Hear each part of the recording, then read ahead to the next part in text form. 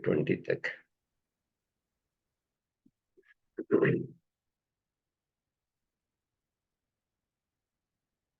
सभी तक तेज को हम लोग धारण करें, गुरु सत्ता को नमन करें। ओम भूर्भुवः स्वः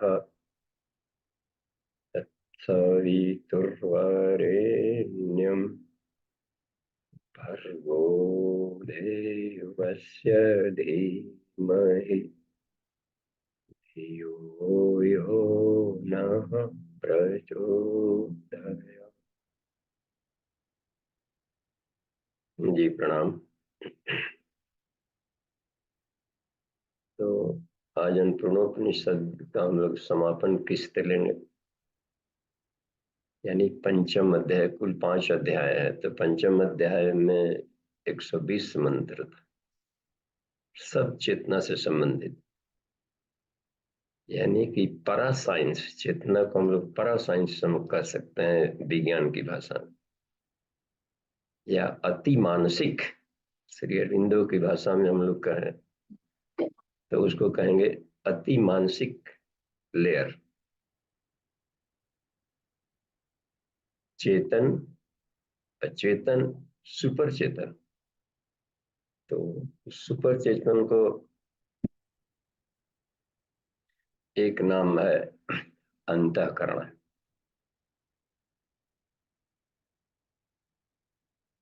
अध्यात्म की भाषा में उसे अति मानसिक स्तर कहेंगे, और साधना विज्ञान में उसको विज्ञान में कोश की साधना कहा जाता है। तो अंतरात्मा, अंतःकरण, इसके क्रम में थोड़ी सी भूमिका में हम लोग जाएं, सराउंडिंग्स ट्यूनिंग करें पहले स्वस्थिति को, इसके बारे में ये जाने कि एक जिज्ञासा होना जरूरी है किसी चीज का। बिना जिज्ञासा के हम लोग उस साधना को करने का मन ही नहीं करेगा। अभिप्सा उठनी जरूरी है। क्यों हम अंतःकरण की सफाई करें? घर की सफाई से फुर्सत नहीं मिल रहा है, बाहर है ये नहाने धोने करने, और आउटर वर्ल्ड को वेल मैनेज करने में ही सारा समय निकल जा रहा है। आप एक नया शब्द बोल दिए कि अंतःकरण की सफाई कर।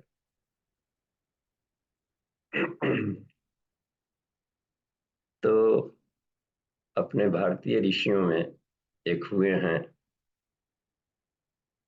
कश्यप ऋषि। उन्होंने प्रश्न किया था याज्ञवल्क्य ऋषि से। कश्यप भी सप्तऋषि मंडल में आता है, तो अलग अलग फैकल्टीज रहती थी। तो उन्होंने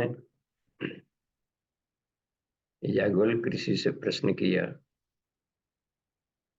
कि हम लोग देख रहे हैं कि ये जो लिखा जाता है सुनने, क्योंकि सभी लोग प्रयास करते हैं आध्यात्म में आगे बढ़ने के लिए, जीवन का परम पद अंतिम सुख पाने के लिए, पीस एंड ब्लिस के लिए। तो उसमें एक तो सब लोग सफल क्यों नहीं होते, ठीक। और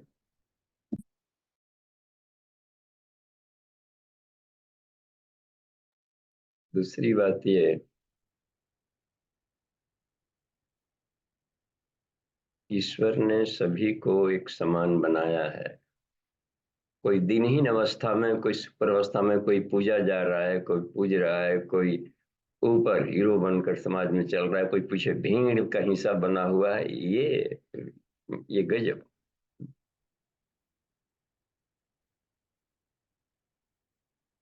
या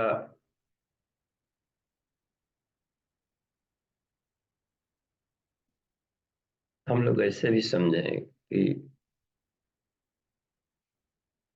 मानस में एक जगह मिलता है, बड़ा भाग मानुष तन पावा। तो आदमी का शरीर पाल लिए तो भाग्यशाली है। तो फिर दुख कष्ट में वो भाग्यशाली आदमी करा रहा हो, तो किसी को दुख में पीड़ा में अस्पताल में तो जाइए, सब सर्जिकल वार्ड में इधर उधर धक्कम दुक्कम हर जगह, माने कहीं लगता है कि ये खाली होगा तो वहां भी उतना ही जाम मिलता है। रोते कलपते संसार में उदास ऐसे पड़े हैं। तो जाकर कहें कि आप बहुत भाग्यशाली हैं कि कष्ट में है। तो समझेगा उपहास करने आएगा, उपहास का तुलसीदास जी बोले बड़ा भागमान, मनुष्य का शरीर पाल लिया, आप अपने भाग को सराहिए। टेंशन में क्यों है? टेंशन में जी रहे हैं मनुष्य के शरीर पाकर, तो अपने भाग को सराहिए। लग रहा है नहीं कि ये आधा अधूरा भी है, इस वाक्य में कुछ और भी जुड़ना चाहिए था। आदमी का शरीर पाल लेना ही काफी नहीं है। याज्ञवल्क्य को बताते हैं कि देखिए कश्यप जी, मानव, उसे कहा कि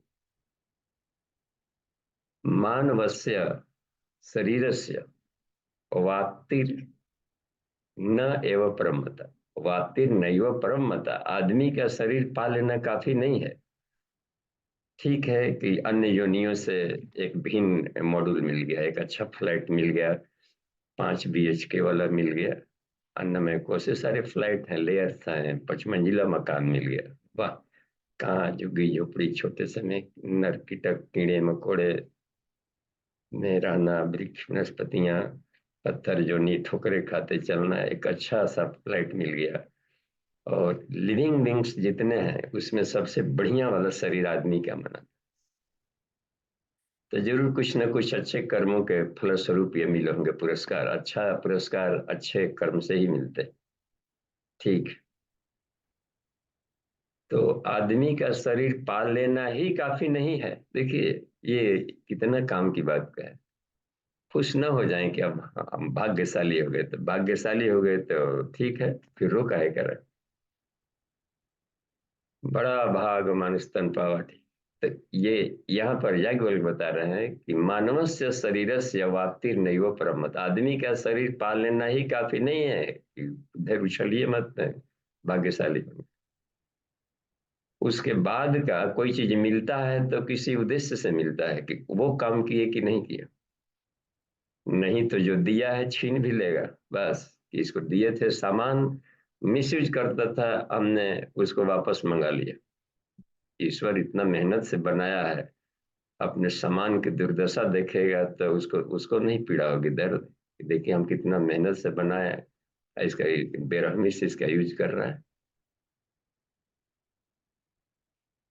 तो कहे कि आदमी का शरीर पालना काफी नहीं, भाग्यवंत स्तुते मर्त्या, भाग्यशाली वे मनुष्य होते हैं, अस्त्रान आश्रयंती, जो अपने अंतःकरण की अति मानसिक लेयर को जो जगा लिए, वो भाग्यशाली, वे मनुष्य जीवन को धन्य कर दें। वो क्या होता है अंतिम से भीतर एक एक सिस्टम है, अंतःकरण कहलाता है, मन बुद्धि चित्त अहंकार। अब ये सब कोई ऑपरेशन से नहीं मिलेगा कि हम मन को पकड़ के लाइए, बुद्धि को लाइए, चित्त को लाइए। ये गजब है, ये चारों चीज जो नहीं दिखने वाला है वही असली खुराफाती है, उसी को ठीक करना है। इसलिए परा साइंस में आता है अति मानसिक, मन से ऊपर वाला लेयर। मन भी, अब मन तो इधर उसको फुर्सत है, मन को संसार की गुत्थी सुलझाने में, संसार में रचने पचने में इतना बिजी है मन। चलिए ना भाई साहब, थोड़ी सी यात्रा है, आप जाइए, हमको फुर्सत है, इधर है ये है वो है, इतना काम का लेथार्जी काम है। तो भाग्यशाली वे हैं जो अपने अंतःकरण को, और अंतःकरण को ही पर्सनालिटी कहा जाता है। ये पूज्य गुरुदेव ने लिखा है कि जो विज्ञान में कोश है उसको विज्ञान की भाषा में पर्सनालिटी कहते हैं। ये बहुत अच्छी पर्सनालिटी है, यानी टिप टॉप सुटेड बुटेड से नहीं मतलब है। वहाँ हम लोग पर्सनालिटी में समझते हैं बड़ा स्मार्ट लुक था एकदम, इतना बढ़िया चल रहे थे, उठना बैठना बोलना, इतने भर का नहीं है वो। लुक से केवल तोंद नहीं निकला था, सीना चौड़ा था, एट पैक था, इसको पर्सनालिटी नहीं, तो तोंद वाले भी तो महात्मा मिल जाएंगे। गणेश जी तो तोंद वाले ही थे, सब देवता में पहले पुजारी। तो आउटलुक को पर्सनालिटी का छिलका भरा है, ठीक है ऐसा है, लेकिन ये देखा जाता है इसका गुण कर्म स्वभाव कैसा है इस व्यक्ति का। बड़ा सुंदर स्मार्ट था, बस आंख बंद वही सामान लेकर के भाग गया। स्मार्ट लुक वाले तभी तो होते हैं, स्मगलिंग करने वाले, भैदर करने वाले भालुक हैं, या रिश्वतखोरी जमाखोरी अयासी, इसमें ऐसा थोड़े कि उनका आउटलुक खराब होता है। तो आउटलुक के ग्लैमर में हमें उसके आधार पर मूल्यांकन पर्सनालिटी का भारतीय ऋषियों ने नहीं किया, अंतःकरण के आधार पर किया कि इसका मन, इसका बुद्धि, इसका चित्त, इसका अहंकार वो किस स्तर का, वही पर्सनालिटी है। ये तो छिलका ऐसे भी रह जाएगा शरीरांत पर, और छिलके करके आज लगता है कि बेचारा ठीक ठाक है, रोग कल रोग पटक देगा। तो अस्पताल में कहा जी भाई साहब कहाँ है, मिलना है, नहीं ठहरी अभी तो आज उनका पानी चढ़ रहा था, यहाँ है वहाँ है अस्पताल में। तो क्या शरीर पर ये नाज करें, छिलका छिलका है, कैबिनेट है, इसका सुरक्षा चाहिए कि थोड़ा टिकाऊ रहे और लुक थोड़ा स्मार्ट रहे। पहले का टीवी बड़ा होता था, भैंस जैसे टांग का आदमी ले जाए, बिगड़ता था तो दो आदमी मिलकर दुकान पर ले जाता। अब कितने स्लिम स्लिम आ गए हैं टीवी, हर जगह ठीक है। अब इसी तरीके से अब लुक भी ऐसे, पहले रामलीला तामलीला होते थे या सीरियल, तब कैसा हूँ शरीर वाला, अब हर जगह लगता है कि थोड़ा बड़ी सुडौल वो, तभी देवताओं में। पहले पुराने जमाने का देखिएगा फिल्म, उसमें राम जी वगैरह का, जो अब राम जी को लिया जाता है जब बनाएंगे लोग तो एकदम हनुमान जी को सब मसल वाले सब मिलते हैं पुष्ट। आंखों की रुचि अपनी रुचि, लेकिन वो पर्सनैलिटी मुख्य है। अंतःकरण कैसा है इस व्यक्ति का। रावण भी मस्कुलर बॉडी वाला था, और इसमें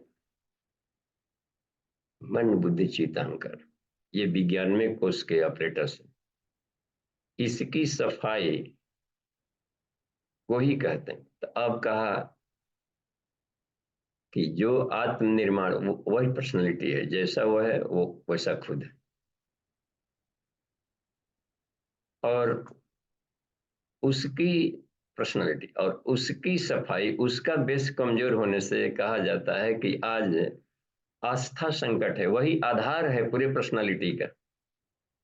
ईश्वर शायद ही के भी पूछेंगे कितना घंटा माला जपते थे, कितना यज्ञ कराए, कितना वो के मन आता, तो इतना यज्ञ करा लिया था कि इंद्र का पद पा लिया, स्वर्ग लोक में चला गया था।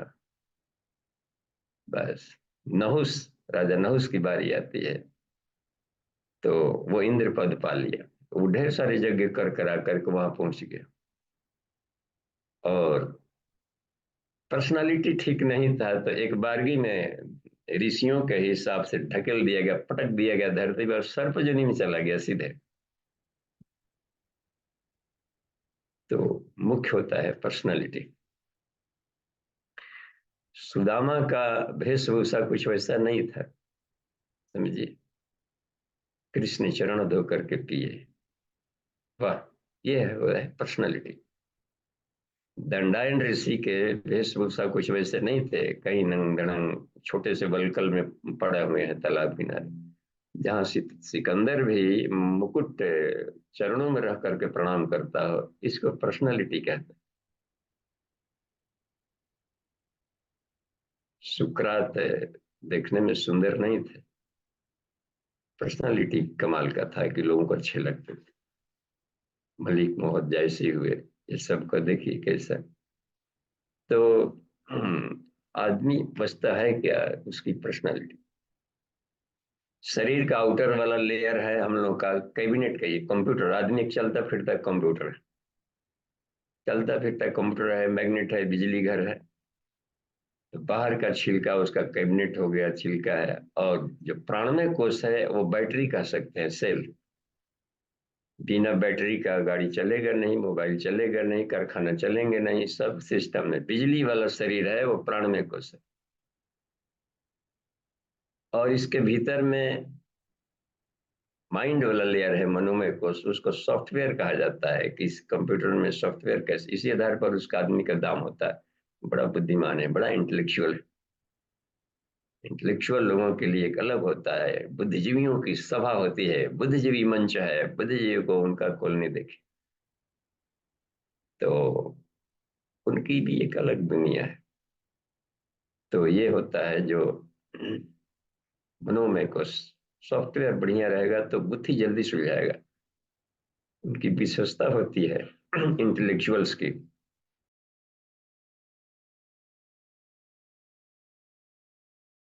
इंटेलेक्चुअल्स लोगों के आईक्यू लेवल बहुत ऊंचा होते हैं।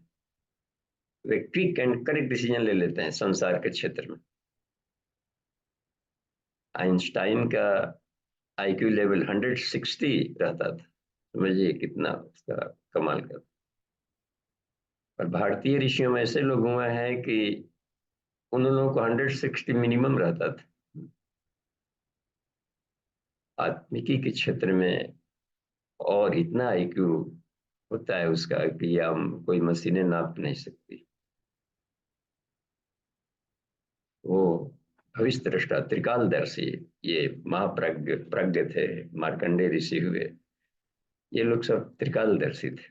उतना ही नहीं, संत सूरदास भी, मेरे मन धीरज क्यों न धरे, अपने ग्रंथावली में लिखे हैं, एक सहस्त्र नौ सौ के ऊपर ऐसो जो ऊपर है, आकाल माही सब जग व्यापे, परजा बहुत मरे।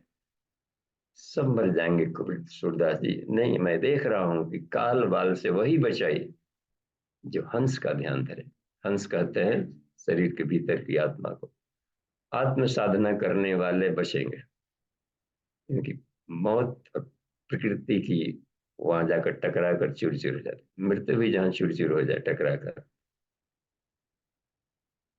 तो ये सब दृष्टा थे। श्री अरबिंदो देख रहे थे, मैं देख रहा हूँ एक लहर, एक इसके पीछे है। वो लहर तेजी से उमड़ते हुए आ रही है और भारत का भविष्य बहुत उज्जवल है। अगले दिनों फिर करवट बदलेगा, अतिमानसिक लेयर के लोग साधना करेंगे और पूरे विश्व को फिर से सींचेंगे। तो ये हुआ करता है। तो उसकी साधना कैसे करें, अतिमानसिक लेयर का? तो उसमें मन बुद्धि चित्त अहंकार, इसकी सफाई किया जाए। इसके भीतर में जो दोष दुर्गुण है, दोषानाम दुर्गुणानाम च वारणम सत्प्रवृत्ति जाए, इसके दोष दुर्गुणों को हटाना, अच्छे गुणों को धारण करना भीतर में अंतःकरण में, उसी को आत्मनिर्माण कहते हैं। वो प्रश्न, कंप्यूटर अच्छा है, बैटरी चार्ज है, सॉफ्टवेयर बढ़िया है, और चलाने वाला कैसा है आदमी? घटिया आदमी होगा तो उस कंप्यूटर से खाली वायरस पैदा करेगा, उसका साइबर क्राइम करेगा, इसका पैसा फंड उसमें। ये होता है। चलाने वाला कैसा बैठा है भीतर में, वो काम की बात है। रावण को कहा जाता है कि यूनिवर्सिटी के 10 फैकल्टी को अकेले ही हैंडल कर लेता था। उतने प्रोफेसर कम रखने पड़े, इतना ज्ञान विज्ञान का धनी है। धन बल जन बल बुद्धि अपार, सदाचार बिन सब बेकार। अंतःकरण अतिमानसिक लेयर उसका कचरा से भरा हुआ था, तो सब बेकार कर दिए। चल हैंडल करने वाला कैसा? अपने धनों का उपार्जन करने का, दो कोई दूसरा को उपार्जन किया तो छीन के ला दो। कभी कभी जाके कुबेर के पास जाते हैं तो बड़के भाई का, अपने बड़े भाई वाला भी छीन छान के ले आता था। तू क्या करेगा, ये पुष्पक विमान हमको दे दे।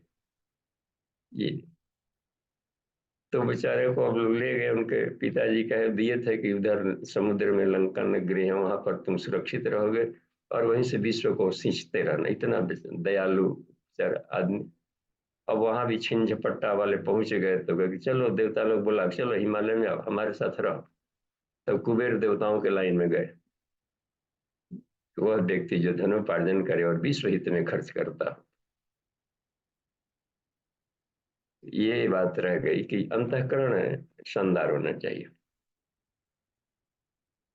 पर्सनालिटी रिफाइनमेंट कोर्स, यानी विज्ञान में कोर्स की साधना का विज्ञान, बस इसके छात्र आज उसी की जरूरत है। जगह जगह पर्सनालिटी डिफाइंड विज्ञान में कोर्स की साधना है। अति मानसिक लेयर के को क्लीन करने वाले फैकल्टी फैक्ट्री की जरूरत है, जहां सेंटर्स की जरूरत है उधर ध्यान। उसी के लिए सब पर्व त्योहार साधना ये सब जितना भी किया जाता है, धार्मिक क्रियाकलाप होते हैं, उसी को मोटिवेट करने के लिए होते हैं। तो आइए देखते हैं हम लोग अंतःकरण की सफाई का, चित्त का अगला सूत्र क्या बता रहे हैं महर्षि ऋभु निदा को। तो सीधे 102 वाले में देखिए तो क्या लिखे हैं। 102 वाला टर्निंग पॉइंट देखिए, अपना अपना उसको हम लोग इसमें ठीक है, कोई भी सूत्र छूटे मत। गजब। ये थोड़ा सा इसमें देखिए क्या लिखे हैं।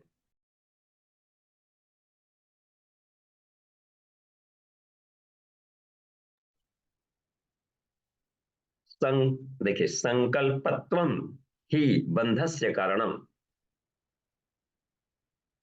संकल्प ही बंध का कारण है। यहाँ बात बात में संकल्प लिया जा रहा है।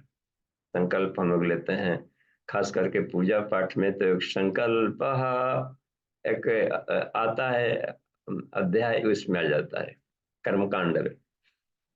ओम विष्णु विष्णु विष्णु श्रीमद्भगवत महापुरुष से विष्णु आ गया पर्वत मानस से अध्याय श्री ब्रह्मणे द्वितीय प्रार्थ, इतना लंबा चौड़ा सब संकल्प लेके उसमें उसमें देखिए संकल्प में ठीक है ले। तो यहाँ पर जो संकल्प कहा जाता है, तो संकल्प निभाना बंधन में क्यों बांध रहे पंडित जी बैठ करके वहां। और मैं संकल्प लेता हूँ। एक बार महाभारत में अच्छी बात लगी लगी कि वहां युद्ध में एक बार कृष्ण ने कहा अर्जुन से कि कहा कि तुम कुरुवंशियों का ये सब, ये इसमें संकल्प लेने में इतना इंटरेस्ट क्यों है बात बात में। मैं संकल्प लेता हूँ कोई जयद्रथ को शाम तक मार दूंगा, नहीं तो मैं खुद अग्नि में चला जाऊंगा, इस सारी आफत काहे का ले लिया तुम्हारे। यदि छुप छप गया तब, कहीं ना भेटाया तब तुमसे। अब तुम लोग संकल्प लेते और हमारा हमारा सरदर्द बढ़ा देते। तो ये रहा कि प्रकृति जो है वो प्रकृति को हैंडल कोई और भी कर रहा है, अपने बस में नहीं है सारा नेचर कि हमने अपने ढंग से चला देंगे। तो और भी थे वहां पर। और तो यहाँ जो संकल्प शब्द है सिर्फ भौतिक भौतिक क्षेत्र के लिए, भौतिक क्षेत्र के जो प्रकृति के कठोर अनुशासन में सब चलता है। तो इसमें अच्छा संकल्प शब्द होता है कि क्रिया पक्ष में उतारने तक, इच्छा उठा विचार उठाएंगे, एक्शन में लाने तक के रिजिडनेस से, ठोस से एक टाइम पीरियड में, इतने में 9 दिन में 27,000 माला का जप करेंगे ही करेंगे किसी हालत में। ठीक है, तो संकल्प ले लिया, अच्छी बात है, तो अच्छे काम के लिए लिया होगा कहीं। तो हर कोई अच्छे काम के लिए संकल्प नहीं ले लेता है। यदि ऐसा संकल्प लिया है कि जिससे सबकी भलाई है, तब तो कुछ हद तक देवताओं का हेल्प, जन सहयोग और प्रकृति अनुकूलता में रहेगी, क्योंकि वही अच्छाई के लिए भी अपने गति दौड़ रही ईश्वर के संकल्प पर।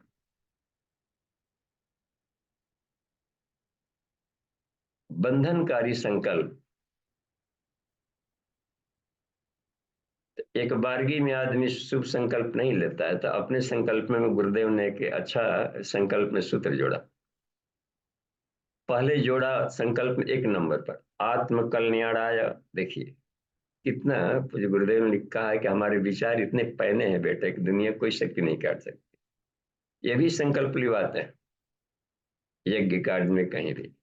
इनमें सूत्र जोड़ा है आत्म कल्याणाय। पहला संकल्प नहीं कि हम आत्मिक विकास करेंगे, ओके, क्योंकि ईश्वर ने भेजा ही है आत्म साधना के लिए, अंतःकरण की सफाई के लिए।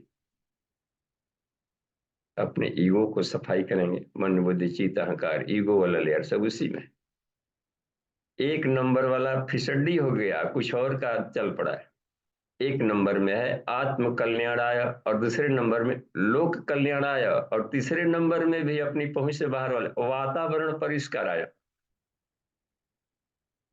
इन तीनों संकल्पों को लतिया कर छोड़ छाड़ कर हम लोग क्या कर लगे, कामना पूर्तये च। ये जो लास्ट में जोड़िया कि कामना पूर्ति ना जोड़ेंगे तो ये कोई काम ही नहीं करेगा। ठीक है तुम्हारी भी कामनाएं पूरी हो जाएगी, लेकिन इतना काम कर रहे हैं, बैंक में जाएंगे पहले फॉर्म भरो, ये करो, लाइन में लगो, यहाँ करो, सब तब जा करके बात बनती है। तो सिस्टम भी कहीं ना कहीं पर हम संकल्प लेते भी हैं तो उसका सीक्वेंस खराब कर डालते हैं। तो ये भी पूरा नहीं होने का एक कारण होता है कि साधनाएं सफल क्यों नहीं। संकल्प लिए भी तो जो ईश्वर, इसको अनुबंध इसको कहते हैं, अनुशासन अनुबंध। अनुबंध यानी अपने भीतर की सोई हुई शक्तियां हैं, उसको जगाने के लिए कमिटमेंट किया होगा, तब जाकर के ईश्वर ने यह बॉडी दिया होगा। क्योंकि यह रिफाइनरी बॉडी है, चेतना को रिफाइन करने का मनुष्य से बढ़िया फैक्ट्री कहीं किसी भी शरीर में नहीं। इतने अच्छे यंत्र लगे हैं, चक्र उपचक्र ग्रंथियां हैं इसमें, इतने कमाल कमाल के मशीन लगाई गई, रिफाइनरी मशीन है। जन्म जन्मांतरों के कुसंस्कारों को आदमी चाहे तो पलक झपकते, बढ़िया हैंडल करने वाला तो पलक झपकते हटा सकता है। हैंडल नहीं करने आ रहा है तो जन्म जन्म निजतन करा ही चल रहा है। तो इसमें हम लोग यहाँ पर देखें, कहा कि मन में कोई वैसा संकल्प उठता हो जो कि सीधे पदार्थवादी हो, क्योंकि पदार्थ फूटने वाले हैं, बैलून फोड़ने वाला संकल्प ले रहा है। वो बच्चों को सिर्फ शोभा देता है, जन्मदिन है खूब बैलून पापा लाइएगा, और अब देखते हैं हम कि केक काटना उकना पुछ पुछ सब फोड़ता है, पड़क पड़क पड़क। और बुढ़ा करके भी वही संकल्प लेके आज जितना बैलून फोड़ेंगे, बैलून फोड़ते रहिए, जीवन बीत जाएगा। संसार क्षरणशील है, मरणशील है, गलनशील है। उसी को संकल्प लेके हम ये कर लेंगे तो मिला क्या? छिलके में भूसा कोढ़ा, हवा में हाथ पैर चलाते रहे, चिपुआ से खेलते रहे, रस गायब हो गया।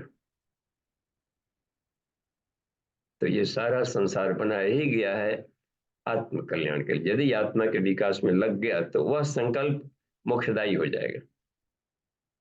यहाँ पर संकल्पत्वम का अर्थ होता है पदार्थ, पदार्थ भाव से यहाँ पर लिया है सीधे।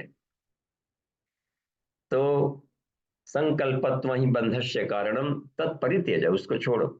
मोक्षो भवेत् असंकल्पात् तद अभ्यासम या कुरु। हे निदाग, संकल्प का जो अभाव है उसी को मोक्ष कहते हैं। अतः बुद्धि पूर्वक संकल्प रहित होने का अभ्यास करो। तो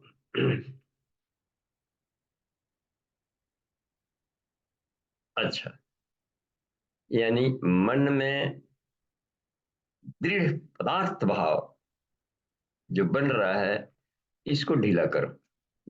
याद आगे देखिए 103वें नंबर में बड़ा अच्छा है, सावधानो भव, सावधान करने किसी तो जो ग्राह्य ग्राहक संगमे, यहाँ ग्राह्य है पदार्थ को लिया है, क्योंकि पदार्थ परख चल रही है उसकी। आत्मिक संकल्प धन दौलत ये सब के इसी में सब पड़ा रहता है, कामनाएं पुत्रेष्टा वितेषणा लोकेशणा, इसकी जो तृष्णाएं है हा है। तो जो वस्तु है पदार्थ, तो पदार्थ में यहाँ ग्राह्य, इसको ग्रहण करना है, इसको पाना है, वो ले आदमी है। सुख सुविधा कितने सरंजाम ले आने,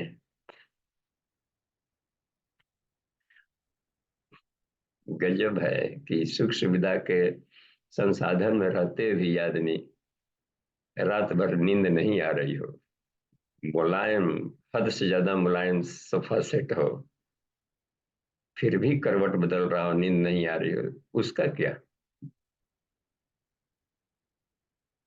तो यहाँ पर जो पदार्थ भाव की जो ग्राह्य है कि जो अपने ढंग के एक थीम बना लिया था शायद इसने, तो ग्राह्य यानी जो पदार्थ है, अच्छा ग्रहण करना है। ग्राहक कौन है? ज्ञानेंद्रिय। तो ज्ञानेंद्रियां विषयों को, रूप को, विषय बने पदार्थ, पांचों तत्व है, इनसे सारे पदार्थ पांचों तत्वों से बने, बस ये मान लीजिए। तो ये हो गए ग्राह्य, और ग्रहण करता है ज्ञानेंद्रियां। तो ज्ञानेंद्रियां और उसके विषय, इन दोनों के संगम, जो अटैचमेंट है, यही सुख दुख का कारण बना हुआ है।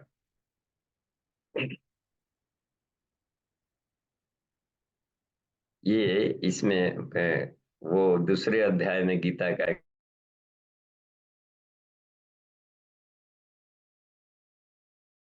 मात्रा स्पर्शस्तु कौन्तेय 14वें वाले में है।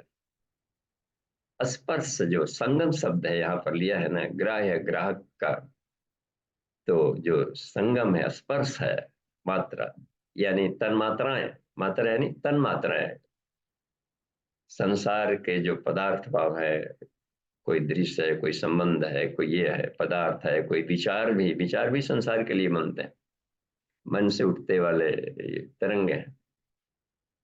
तो विचार हो या भाव हो या ये जो बनता है, या तो सांसारिकता के तरफ जो भाव का है, तो जो खुद ही क्षरणशील है, मरणशील है, स्थिर नहीं रह रहा है,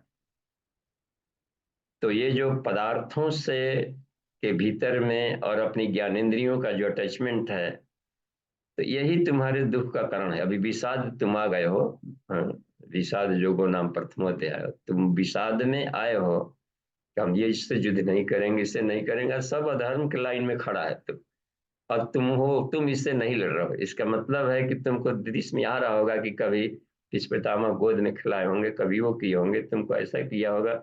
ये सारे स्पर्श सुख और ये सब जो दिमाग में एक थीम बना के अपने स्वार्थ पर सोच रहा है, धर्म धर्म की तरफ तुम्हारा खोपड़ा ही नहीं जा रहा है, तो वही अपराधियों की लाइन में बैठा है, तू जज की कुर्सी पर बैठा है।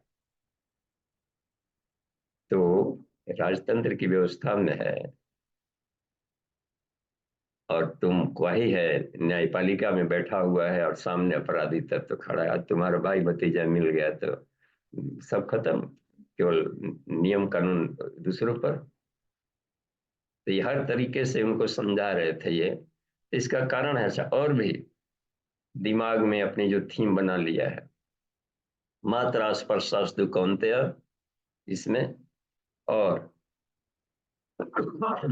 यही सुख दुखदा, सुख दुख देने वाले। ठंडा में रजाई का सुख ले लिया हो, मुलायम मुलायम वस्त्रों का, कहीं चला गया है रिलेशन में, शादी विवाह बारात में, वहां पर सब पहले ही से आकर के उसका रजाई तजाई कोई दूसरा लूट करके कहो दो गोल करके देगा उसमें से। अब मिल गया है खरहरे सोना हो किसी को खाटी पर, जो रात दिन सोफा पर सोया हो और खाटी पर खरहरे, खरहरे कहते हैं जिस पर एक भी चादर नहीं डाला हुआ और उस पर सोने को मिल जाए उसका, वो तो बहुत आफत हो जाएगा उसके लिए, परेशानी। जो रात दिन पूरी खाता रहा हो, एक दिन सूखी रोटी मिल जाए तो उसको फिर आफत हो जाएगी। तो ये है कि विभिन्न रूप विभिन्न रस उनके साथ जो एक रचने पचने का जो स्पर्श यानी कि अटैचमेंट है, जो था अटैचमेंट का स्पर्श का था, वो उसको सुख दुख का कारण होता है। एडवर्सिटीज में वो बिलबिला रहा है।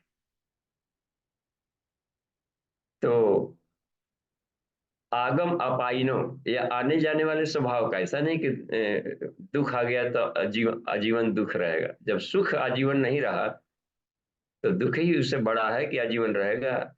सबकी सत्ता स्वतः समाप्त हो जाती है, बस।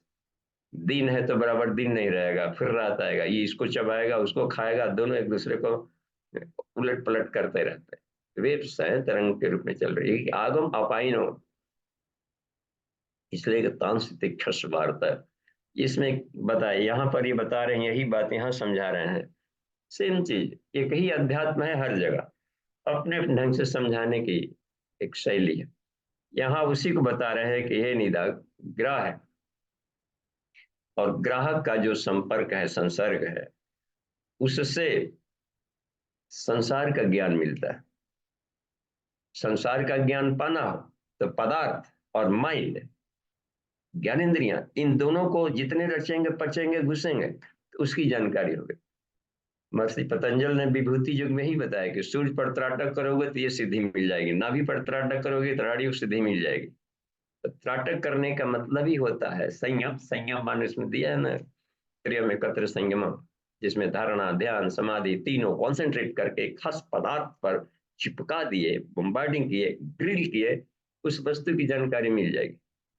आत्मा की नहीं मिल रही, देखिए, पदार्थ की इस जानकारी मिल जाएगी। विज्ञान रात दिन आगे बढ़ते जा रहा है, क्योंकि उनका संयम पदार्थ विज्ञान में है।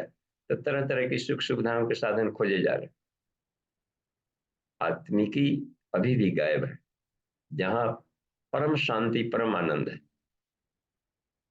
तो यहाँ पर ये बता रहे हैं, इसको कर रहे हैं कि ज्ञानेंद्रियों और चित्त को बाह्य विषयों को जानने से रोकते रहो, सावधान रहो। बस, जीवन बहुत छोटा है और वो भी टास्क पूरा करना था। निरंतर चित्त का अवलोकन करते हुए उसमें कोई संकल्प न उठने दो। तो ठीक है, पदार्थ की सत्ता का फॉर द टाइम भी ये होता है कि जरूरत के अनुसार ले लिया भोजन है, तो जरूरत के अनुसार उतना है, एक भी तक पेट भरना है तो 2-3 घंटा 4 घंटा कमा लेने में काफी है। या फिर लिए कि मान ली कि नहीं, हम 8 घंटा की ड्यूटी करेंगे संसार में, ठीक है, बाकी 16 घंटा का क्या, 24 घंटा है। 8 घंटा कमाने में, अच्छा 8 घंटा सोने में भी बिता दें, 8 घंटा सोने, अधिक सोएगा तो आदमी को जंग लग जाएगा शरीर में, तो भी मरेगा आलस में, सब उसको ज्वाइंट ज्वाइंट में दर्द पेन, और वहां पर बासी हो जाएगा, हवाएं सड़ाएंगे, टिश्यू सड़ेगा, शरीर में रोग आएगा। तो अधिक सोएगा तो भी, अधिक काम करेगा तो भी टूट रहा है बस शरीर के। बाकी 8 घंटा अभी भी बच रहा है, टाइम मैनेजमेंट देखिए। अच्छा, उस 8 घंटे में 4 घंटा और ले खाने पीने नहाने सब करने में, ठीक है, ओके, गुरने का ओके, अभी भी तो 4 घंटा, उसका क्या। उसी 4 घंटे में आदमी का पर्सनालिटी छिपा हुआ है। बस, वो 4 घंटे में आदमी चाहे तो आत्मिक विकास कर सकता है। स्वाध्याय प्लस साधना इसके लिए जोड़ सकता है, आत्मिक विकास के लिए। और 4 घंटा में 6 घंटा और भी हम मनोरंजन करेंगे अपने ढंग का, ठीक है, ओके। तो ईश्वर ने 3 घंटा दे दिया, सुबह का 2 घंटा ब्रह्म मुहूर्त कहलाता है और शाम का 1 घंटा भी संध्या कहलाता है। तो दिन भर के हरासमेंट को बैटरी चार्ज करने के लिए ये बहुत ही पर्याप्त है। इसका भी केवल गुड यूज कर ले आदमी। गुरुदेव ने कहा कि अच्छा 1 घंटा हमने और छोड़ दिया, मात्र 2 घंटा पर डे कोई साधक दे तो 10 वर्ष के भीतर में अपने आप की मानसिक लेयर को चमका देगा। बस, यानी आत्म साक्षात्कार कर लेगा। 1 घंटा उपनिषदों का यानी आत्मिकी साइंस वाले विषयों को पढ़े और फिर 1 घंटा प्रैक्टिकल करे। कितना सरल है। तो अब यहाँ पर देखिए, विज्ञान में कोर्स के लिए आगे बता रहे हैं, ये सीधे, हे निदाग, न तो तुम किसी का विषय बनो और न स्वयं विश्व ग्राहक बनो। खुद का विषय बनो। ऐसा लगता है कि हम नशा का सेवन कर रहे हैं तो सुख ले रहे हैं, एक आध दिन सुख लेंगे, अगले दिन नशा ही खाना शुरू कर देता है, उसके बिना रहा नहीं जाता है। एक चुटकी तंबाकू के लिए आदमी न जाने कितना दिन चल बिलबिला जाता है, थोड़ा सा यह है चटोरापन, जीव की आदत लग गई तो उसको फिर वो खाना शुरू कर देता है इंद्रियों को विषय, एक ही विषय का, इसको कहते हैं व्यसन। तो तू किसी का व्यसन, तुमको कोई मत खाए, तुम ठीक है इंजॉय ले सकते हो, संसार बना ही है भोग के लिए, आनंद लेने के लिए, लेकिन आनंद लेने क्रम में रोगी बन गए, इसका मतलब जरूर है कि विषय तुमको खाया है, तुम नहीं खाए हो, वो तुम्हें खा लिया है। नशा तुम नहीं, वाइन पी रहे तो ठीक है, लेकिन जब लीवर डैमेज होने लगा, इसका मतलब है कि वाइन तुमको खाने लगा था। तो तुम किसी का विषय मत बनो। बस, और ये देखो कि यह विषय सब्जेक्ट आत्मिकी में जाने हमारी सत्ता को तो, पर्सनालिटी को तो नहीं खा रहा है। यहाँ पर इस बात को कितना शानदार ढंग से समझते रहे हैं। यदि तुम्हें किसी वस्तु के प्रति राग नहीं है, अटैचमेंट, हद से ज्यादा अटैचमेंट को राग कहते हैं, चिपकाव, हल्का चिपकाव छूट जाता है, जो बात नहीं। तो राग यहाँ पर है, जैसे गुड़ का चाशनी बनता है तो इसमें एक राल भी बनाते हैं, करने लगे, करते करते करते इतना हो जाता है ना, चाशनी एक ऐसा हो जाता है कि यदि यहाँ पर रोक लिए तब तो तिलकुट वर्ग सब बढ़िया बनेगा। जहां थोड़ा सा भी अधिक टेम्परेचर हुआ तो बड़ा तड़तड़ा लकड़ तोड़ बन जाता है वो। तो एक खास अवस्था में ठीक है, संसार का आनंद लो, चिपको, लेकिन उस चाशनी का गढ़ापन देखते रहो कि कैसा नहीं गढ़ा कि तुम तोड़ करके और खत्म कर दो।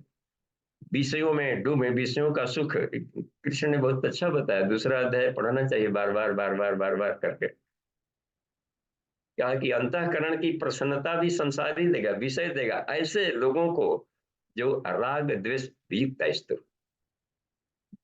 आत्मवश्य विधेय आत्मा कुर्वन्नपि न लिप्यते। देखिए वो अंत है प्रसादात प्रसादम अधिगच्छति, अंतःकरण की प्रसन्नता को, आत्मिक सुख को पालेगा, तब उद्देश्य पूरा हो जाएगा कि संसार के सुख लेने का। ये कितना बढ़िया यहाँ पर शैली बता देते हैं कृष्ण। ये देखिए साथ में हम देखते हैं अहम भाव का त्याग। अहम भाव अनहम भाव त्यक्तवा सत असत इति तथा। अहम भाव का त्याग कर्तव्य है, साथ ही अहम भाव के अभाव का भी त्याग करो। ये बड़े उलझे हुए शब्द हैं। अहम भाव का भी त्याग करो और अहम भाव के अभाव का भी त्याग करो। इससे मिलता जुलता जो वशिष्ठ में एक सूत्र आता है, राम जी को वशिष्ठ ऋषि,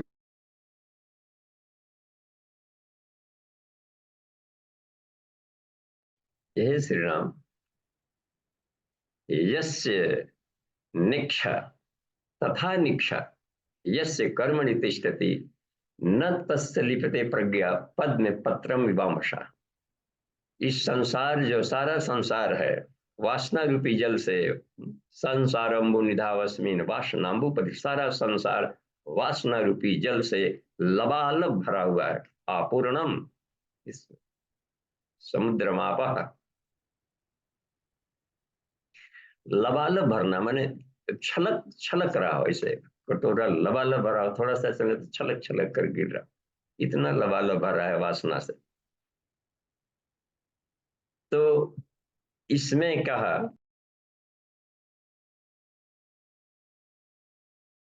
इस समुद्र को पार करना है, ये प्रज्ञा नावम आरूढ़ा, जो प्रज्ञा रूपी नाव पर चढ़ गए, रिफाइंड अंतःकरण को, अतिमानसिक लेयर को प्रज्ञा कहा जाता है, उसमें रहना सीख गए, उस नाव पर डेंगी पर चलाना सीख गए, तो उसी को कहा जाता है सिद्धि। वो सिद्धि कहलाता है। और ऐसे सिद्ध व्यक्ति ही तेन त्यक्ते न भुंजिता का आनंद लेंगे। मुक्ति का आनंद वही लेंगे, वो संसार को पूरा भोग, सारे संसार को भी खा जाएंगे तो रोगी नहीं बनेंगे। वो जीवन जीने के लिए, इसलिए हमें अपने अध्यात्म साधना से, तो आत्म साधना इसलिए बनाई गई है कि पूरे संसार का भोग और मोक्ष। तो आयु प्राणम प्रजाम पशुम कीर्तिम द्रविणम, ये क्या है? भोगमय जीवन। इसको भोगने के क्रम में एक खास बुद्धि की जरूरत पड़ती है, उसको कहते हैं ब्रह्म वर्चसम। तो जो ब्रह्म वर्चस्व पर सवार है वो इसमें लिप्त नहीं होता। और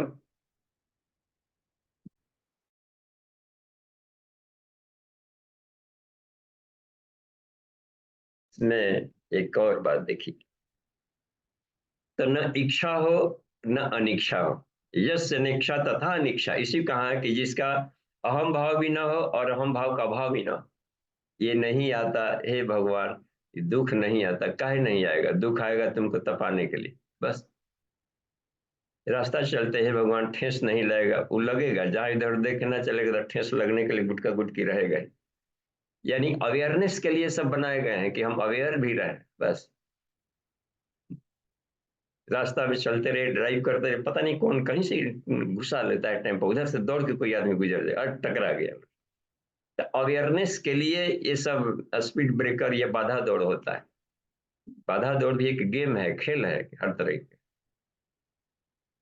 तो ये जब बनाए गए रहते हैं कि शौक ऑब्जर्वर तुम बनो संसार के, आगे मिलेगा उसमें। देखिए यहाँ पर तो अपने चित्त को, तो यदि अब इस अवस्था में रहेंगे भाव भाव का, तो उस अवस्था में जो संसार में जागृत अवस्था में भी न चिपकते हुए संसार की जो जीवन जीने की जो विधि है, जो बुद्धि है, जो बौद्धिक धरातल है, उसको तुरिया कहते हैं, तुरिया स्थिति। ठीक है, उस बौद्धिक स्टेट को क्या कहा जाए? तुरिया शब्द उपयोग कर दिया है, बस। तो तुरीय अवस्था उसको कहते हैं। अगला देखिए, 9 तक के टर्निंग पॉइंट से हम लोग यह है जो स्वच्छ शांत समत्व योग की जीवन मुक्ति स्थिति व्यवहार में केवल साक्षी भाव की आत्मस्थिति है, वही तुरीय अवस्था है। चलिए ठीक है, आगे बढ़ते हैं हम लोग। ये 1 से 14 तक में देखिए, एक अष्टभुजा बड़ा है यहाँ पर, ये सीधे शुरू हो गया है। 9 10 से लेकर 14 तक का एक पैरा लिया है गुरुदेव ने एक सद्भाष्य में। अच्छा देखिए, शांत सम्यक प्रबुद्ध तत्वज्ञ महापुरुषों के लिए यह जगत जैसा भी है विलीन ही है। इसमें इसको हम लोग कैसे साधना में ले आवे, इस वाक्य को कैसे साधें हम लोग, तो ये ज्ञान के नेत्र से देखने पर ही संभव होता है। प्रज्ञा दृष्टि से देखा जाएगा तभी वो वस्तु वस्तु रहते हुए भी वो वस्तु नहीं दिखाई पड़ेगी। ऐसे तो केवल केवल बाह्य नेत्रों से देखेंगे तो वस्तु रहेगा ही। उसको छू भी सकते हैं, हथौड़ी से तोड़ फोड़ भी सकते हैं, लेकिन उसको तोड़ते हुए भी ये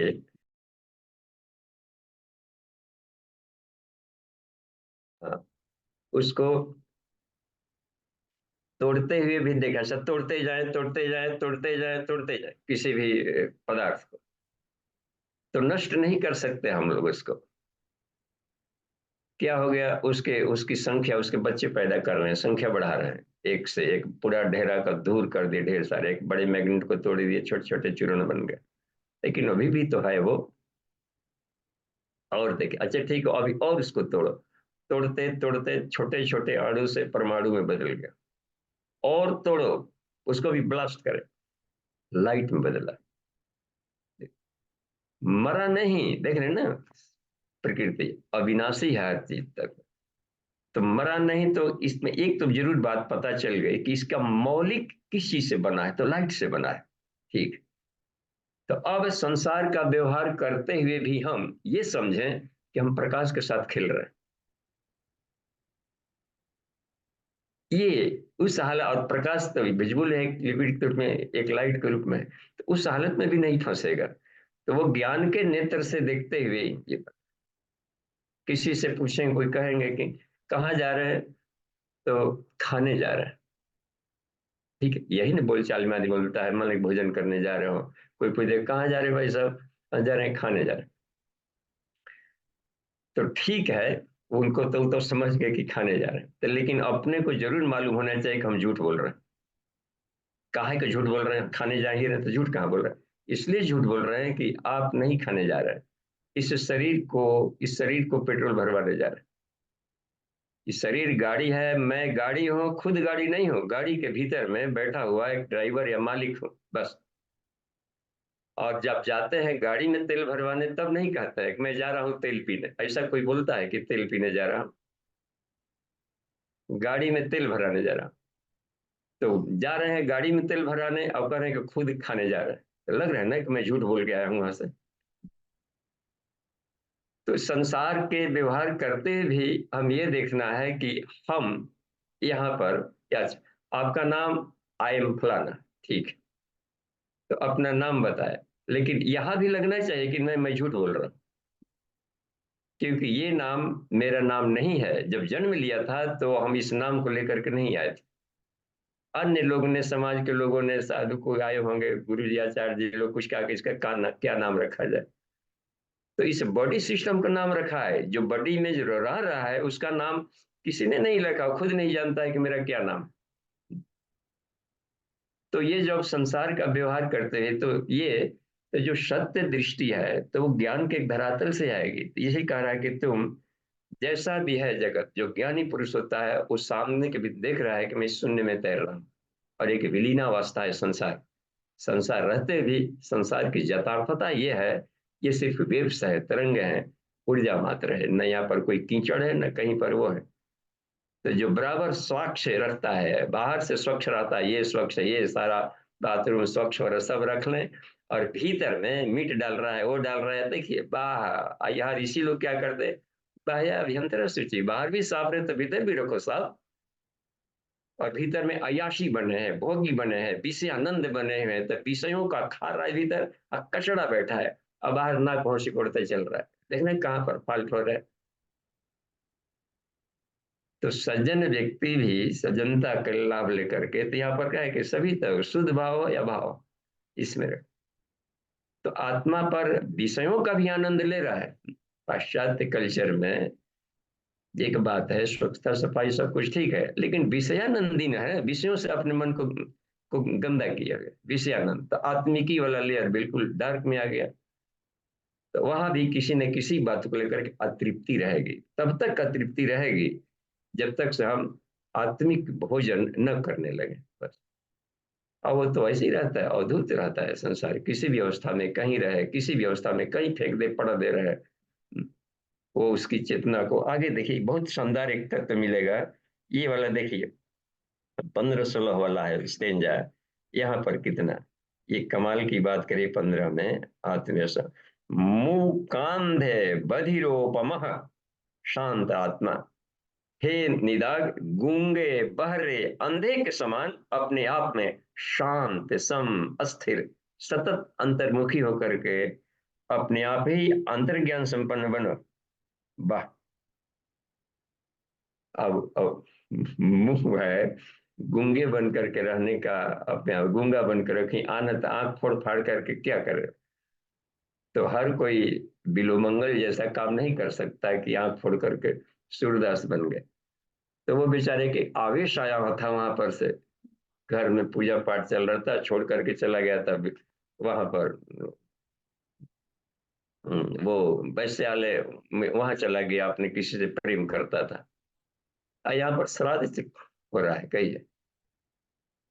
और भी कहाँ कहाँ से लोग आए, मैं अब जा करके वहां पर गया तो वहां से धक्का मिला था, इतना कस के डांटा था, और एक तरीके से कहिए कि उसको उसकी घृणा हो गई इस ऐसे व्यक्ति से। हैं? तुमको देखो कितना प्यार करता हूँ, वहां सब श्राद्ध में मगन से आ गए, तुमको देखो तुमको कितना, आप सारे पितरों फितरों सबसे अधिक तुमको मानता है। एक लात पड़ा था जब, यह व्यक्ति जो अपने पितरों को भी नहीं मानता है, घर का उसका नहीं हुआ, हमारा क्या होगा ये, तू तो किसी का नहीं है यार। तो ये जो दर्द आए थे और रूप जो दिख रहा था, तो अब एक आवेश था, उस आवेश ग्रस्तता में बीच में एक बिल्लो का पेड़ मिला, और उसी के कांटों से आओ देखना था, आंखें फोड़ लिया कि ये आंखों का दोष नहीं है, देखने वाला कोई भीतर था। तो angle of vision change your outlook, एक किताब लिखा है गुरु जी ने, चेंज योर आउटलुक, आंखें मत फोड़ो, देखने की दृष्टि संतों की दृष्टि में मैं रहता हूं। जब फूट गई तो फूट गई, अब यह है काम की बात। और उसमें ये देखने का एक तरीका, देखो लेकिन इसमें पवित्र दृष्टि से देखो। यद यद पश्यति तत्सर्वमात्मति, जहां भी ध्यान गया, दृष्टि गया, उसमें झिलमिलाते हुए एक ईश्वरीय चैतन्य धारा उसको चला रहे, उसको क्यों नहीं देखता है कि उसको उसमें बैठा हुआ ड्राइवर कौन है। प्रकाश की किरण डोल रही है, लाल हरा पीली, लेकिन बैठ करके जो हाँक रहा है उन किरणों को, वो क्या, ये सब रुद्र, जैसे लाल किरणें हैं, इंफ्रारेड किरणें हैं, उसमें बैठ करके जो चैतन्य हाँक रहा है उसको रुद्र कहते हैं। कॉस्मिक रेडिएशन को जो हाँकता है भीतर बैठकर चेतना, इसी को विश्व देवा, प्रथम ओम विश्व देवा देवता साध्या शांति, साध्य कहा जाता है गमा रेज, यानी गमा नामक किरण के गाड़ी में, दुरंतो गाड़ी है तेज दौड़ने वाली, उसके भीतर में बैठा हुआ जो ड्राइवर है, जो चेतना से काम कर रही ईश्वरी है, उसको साध्य कहते हैं, साध्य गण है, साध्या, जो उस सवारियों से काम कर। तो देखना है तो इस ढंग से क्यों नहीं देखता, इस संसार को, सारे संसार को चलाने वाली एक ही सत्ता है, एक वो ब्रह्म, द्वितीय न अस्ति, उसको देखा। तो इस इन इन आंखों, ये आंखें धन्य हो गई, और उसमें इन आंखों के दृश्य में थर्ड आई का काम जुड़ा रहता है। तीसरा विवेक के नेत्र से देखो, प्रज्ञा से देखो, मन के उस पार जो बैठा है उसके ढंग से अपने भीतर में देखो। तो मन के ऊपर बुद्धि है, बुद्धि के ऊपर चित्त है, चित्त के ऊपर अहंकार है, अहंकार के ऊपर भी कोई और है। तो ओम नए शब्द वहां पर रखा जाता है, हे ब्राह्मण, आंतरिक अवस्था में सब कुछ त्याग कर बाह्य रूप में यथा प्राप्त, तो बाहर के फिर संसार में जो भी मिलता है उसका तुम उचित ढंग से कार्य संपादन करते चलो, ठीक है। और यहाँ पर ये देखिए 118वां बहुत काम का है सूत्र में, टर्निंग पॉइंट बहुत मजे का है। दृष्टवा रम्यम अरम्यम वा, संस्कृत के सूत्र देखिए, वास्थ्यम पाषाणवत सदा, रमणीय या कष्टकर, रम्यम या अरम्यम। अच्छा आंखों को सुहावना दृश्य मिले तो, या खराब दृश्य मिले तो, नाक मुंह मत सिकोड़वा। भाव की स्थिति को देख करके उससे प्रभावित होकर के सदा निर्जीव पाषाण की तरह रहे, यानी संसार का कोई भी बम्बार्डिंग तुम्हारी चेतना को विचलित न करे। तब कहा जाएगा कि नहीं खाली श्लोक हमको पढ़ने आता है, नैनम छिदंती ससुरानी नैनम, छोटा सा एक दृश्य आंख में आ गया तो सारा हो गए खत्म। तो जब छोटे छोटे दृश्य ही डिस्टर्ब कर दिया आदमी को तो क्या जोगी जी, क्या अद्भुत। तो शॉक एब्जॉर्बर जो बन सकता है वहां पर, ईश्वर को देखिए, हम जिसको पाने चले हैं वो हरि व्यापक सर्वत्र समान, हर जगह एक समान घुला हुआ है, कहीं कम बेसी पोटेंसी नहीं है। ऐसा रहता है कि यहाँ पर कम है वहां अधिक है, तो उस हालत में कम से कम ठीक है, अपना का अपने का डिस्पोजल कर सकते हैं हम, स्वच्छता सफाई का घर का अपना व्यवस्थित रखना अलग बात है। लेकिन दिमाग के भीतर में एक एक एक एक थीम बना लेना कि अच्छा ये बुरा, वो वाला थीम खतरनाक है, आत्मबोधत्व में रुकावट डालेगी बस। तो व्यवहार आदमी शास्त्रानुसार व्यवहार करे, लेकिन उस शास्त्रानुसार व्यवहार करने, वैदिक आचरण करते हुए भी इसलिए कृष्ण ने कहा कि वेदों के व्यवहार में ही मत उलझे रहो। ये ये ये युग के अनुसार बदलते चलते हैं, हर युग के अनुसार व्यवहार बदल जाता है। बुद्ध युग धर्म जानी मन माही, तजी अधर्म युग धर्म निभाई, मानस में जग सूत्र आता है। बुद्धिमान वे कहलाते हैं जो पिछले हर एक जीवन को, जो फंस गए उसको छोड़कर नए युग के अनुसार जीना सीखें।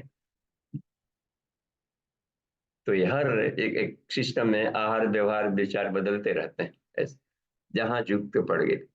एक बार लिंकन जा रहे थे कहीं सभा में, और पूरा सुटेड पुटेड स्मार्ट राष्ट्रपति, ये राष्ट्रपति जा रहे हो और उत्कृष्ट सभा का संबोधन करने, कितने बड़े संत है, उसके संतत्व की बात देखिए। रास्ता में एक सुअर कीचड़ में फंस करके अब उसमें निकल नहीं पा रहा था, इनको करुणा दया आ गई, सूट बूट पहने ही कूद गए, उसको बचा लिए। अब सूट बदलने का धोने का भी अब तो टाइम नहीं रहा, अब ये हाथ ये कर ले, उसी लेटे पोटे ही जा करके सभा को वहां पर पहुंच गए, और जा करके उन्होंने वहां पर जितनी बन पड़ी उस ढंग से उसको ये करके और तुरंत अपने मीटिंग का संचालन कर लिया। तो ये एक बात, वो इनकी भी बात, राजेंद्र बाबू का जूता एक बार फट गया था, बदलने की भी बरसी सा के पेवन चिपी साट कर काम चला रहे थे, तो रांची प्रवास में गए थे, तो उनका तलवा ही घिस के फेंका गया। अब क्या करेंगे, अब तलवा ना है ना चिपी साटेंगे उसमें। रमन साहब शायद थे उन दिन उनके सेक्रेटरी, तो इन्होंने ये कहा कि देखो रमन, आप तो कष्ट है, कांटा चुभ गया, दर्द हो रहा है, कहा है दर्द है, तो तलवा ही गायब है, तो ऐसा करो कि लगता है कि अब जूता बदलनी पड़े। हाँ जी साहब, हम तो बोल रहे थे कि 6 महीना पहले ही से कर रहे थे कि बदल दीजिए। तो नहीं, अब तो बदलनी ही पड़ेगी ना, देखो ना तलवा ही कब फेंका गया। तो ऐसा करो, यहाँ पर एक मृत पशुओं का चरमालय केंद्र है रांची, वहां से जूता खरीद ला, अभी अभी लाता हूँ। गए ले आए, कितने में मिला? 19 रुपए में मिला। 19 में मिला, हम तो पिछले साल वहां से तो 11 रुपए में खरीदे थे। हाँ वो भी मिल रहा था, लेकिन बड़ा फुहड़ लग रहा था देखने में, भद्दा। कि जब उससे काम चल जाता है तो इसको हम क्यों पहने, इतना पैसा क्यों बर्बाद करें। और तो बदल, तो अच्छा अभी जाता हूँ बदलना, जैसे ही कार की तरफ बढ़े, सुनो सुनो रुको रुको, तुम जाएगा कार से, पेट्रोल खर्चा करेगा जितना, तब बदलेगा ना उतना से अधिक तो उसमें पैसा खर्च कर देगा। तो किसी आते जाते वालों से हम मंगा लेंगे, चलो मीटिंग किया जाए, जूता को तो बाहर रहना है, कौन, और हमारी पहचान जूता से नहीं होने वाली, हमारी पहचान हमारी पर्सनालिटी से होने वाली। कमाल की बात है। विवेकानंद ने भी वहां कहा था, सिखाओ कि हमारी पहचान, हम जिस देश से आए हुए हैं उसकी पर्सनालिटी, उसका अंतःकरण होता है, बस ये यहाँ पर देखिए ध्यान दे रहा है कि चित्त की सत्ता ये दुखों का कारण है। रबड़िए कष्ट करके बनो, मात्र तुमसे संसार पर विजय कर सकोगे तब, जबकि संसार के सभी तरह के झटकों को बिल्कुल हंसते मुस्कुराते हुए जलते हुए आगे बढ़ना। ईश्वर तो जानबूझकर प्रकृति देगी, उसी में पटक देगी, उसे देखते हैं कि अब बिलबिला रहा है कि क्या कर रहा है। अंत में जाकर देखिए जो 19वां वाला है, वेदांते परमे गुह्यम पूरा कल्प प्रचोदितम। वेदांते कहा गया है कि वेदांत कहा जाता है उपनिषदों को। तो उपनिषदों में यह सारा परम ज्ञान है, गोपनीय ज्ञान है, और यह अनुशासन में रहने योग्य। जो अनुशासन में रहने योग्य नहीं है, यानी ऐसे शिष्यों के बीच में मत कहना, नहीं कहना जो कि इसके पात्र नहीं है, तो उसको अशिष्य को कहा कि यह ज्ञान नहीं देना चाहिए। कुपात्रों को यह ज्ञान न दो, जिसमें पात्रता नहीं है उनके पास यह ज्ञान न दो। मान लीजिए कि हम लोग ना देंगे, ठीक है, किताब किलो के भाव से बिक रहा है और खरीद के पढ़ लिया, तो यहाँ पर न देने का मतलब यहाँ पर सिर्फ ये इतना भर संकेत रहता है कि वो पढ़ेगा भी तो इसको व्यवहार में नहीं ला सकता, समझ में ही नहीं आएगा। तो इसलिए खास मस्तिष्क के धरातल की अवस्था में ही यह ज्ञान सुपाच्य है और समझ में आएगा और पकड़ में आएगा। नहीं तो आश्चर्य की तरह सुनेगा, आश्चर्य की तरह देखेगा, क्या कि ये कैसे हो सकता है, हो ही नहीं सकता है कि ये संसार नहीं है, अंत तक विश्वास नहीं करेगा इस पर। तो इसलिए इस बात रह गई कि ये जो परम गोपनीय जो रहस्य है, तो उस शिष्यों को कहें जो कि मनोमय कोष को पार कर गए, बस उनको इस तरह की साधनाएं फलीभूत हो जाएगी। नहीं तो मन वाले साधना क्रम को उनको ज्ञान दे, उस तरह के भी ज्ञान साधनाएं मिलेंगी। कुछ वाले जो चूड़ामणि उपनिषद है उसमें ये अष्टांग योग की जानकारियां मिलती है, सांडिल्य में अष्टांग योग की मिलती है, मनोमय कोष की साधना उपनिषद में मिलती है। तो उस कक्षा के विद्यार्थियों को उस कक्षा के लायक सिलेबस रखें, इतनी भर सी सरल सी बात है, स्पष्ट नहीं।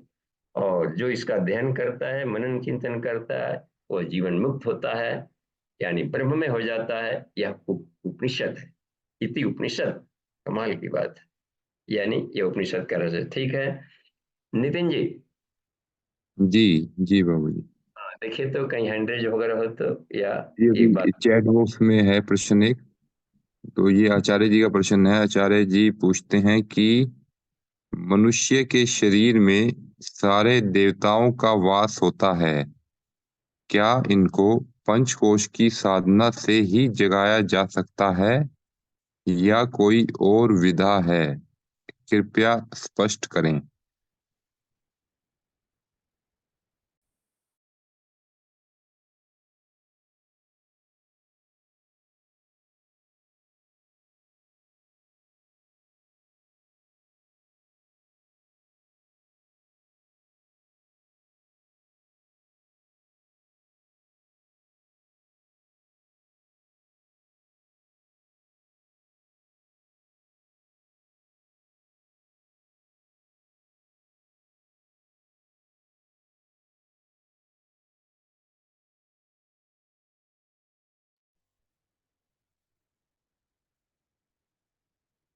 जी आचार्य जी को प्रणाम।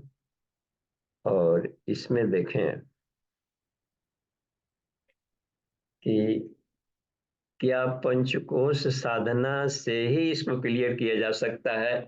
जी, एक अक्षर में कही जी, बोल्डली जी,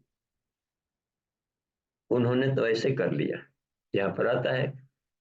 तो असल में पंचकोश को ही हम लोगों ने नहीं समझा है। सारा सृष्टि पंचकोश कहलाती है, पंचधा प्रकृति, बस पांच कर्मेंद्रियां, पांच ज्ञानेंद्रियां, पांच भूत पदार्थ हैं, इन्हीं से सारा संसार बना है। तो इन्हीं मैंने किन्हीं किन्हीं से टेक्निक अपनाएंगे। कोई जड़ी बूटी खान पान आहार दान से सपना पा लिया, तो आखिर अन्नमय कोश की साधना किया तो पा लिया। कहीं नहीं स्कूल कॉलेज में खाली पढ़ा रहे हैं, ऐसे कर रहे हैं, पढ़े लिखते हैं ज्ञानी, हाँ ठीक है, मनोमय कोश वाले की तैयारी कर रहे हैं। इन पांच फैकल्टी में ही बांट दिया गया है। पूरे सृष्टि को 5 डायमेंशनल करके पढ़ाने की तकनीक को कहते हैं पंचकोश। कोई ऐसा नहीं कि खाली वो खाजा बतासा है उसी को खाना है। हम लोग पंचकोश को बहुत गौण, ये छोटा सा एक भुनगा जैसा मान लेते हैं। पूरी पंचधा प्रकृति को उसमें कहा है ना, उसमें शिव जी ने कहा है कि पूरी सृष्टि में यह पंचमुखों में यह गायत्री चेतना विद्यमान। बस तो सारे जितने भी संत हैं लोग हैं पूरे धरती पर के संत महात्माएं लोग सब विज्ञान में कोष वाले हैं, भक्ति भावना से जुड़े हुए लोग। तो भक्ति भावनाओं के क्षेत्र को विज्ञान में कोष करे, सहृदयता वाला एरिया, आनंद मस्ती इंजॉय हर कोई ले रहा है किसी भी ढंग से, तो आनंद में कोष में क्या कर रहे हैं, क्षणिक आनंद परमानेंट आनंद, लेकिन इंजॉय ले रहा है ना संसार का कोई। तो हम लोग पंचकोश को समझ नहीं पा रहे हैं ठीक से। क्या कोश शब्द को हल्का, खजाने बस, कोश माने खजाना भी होता है।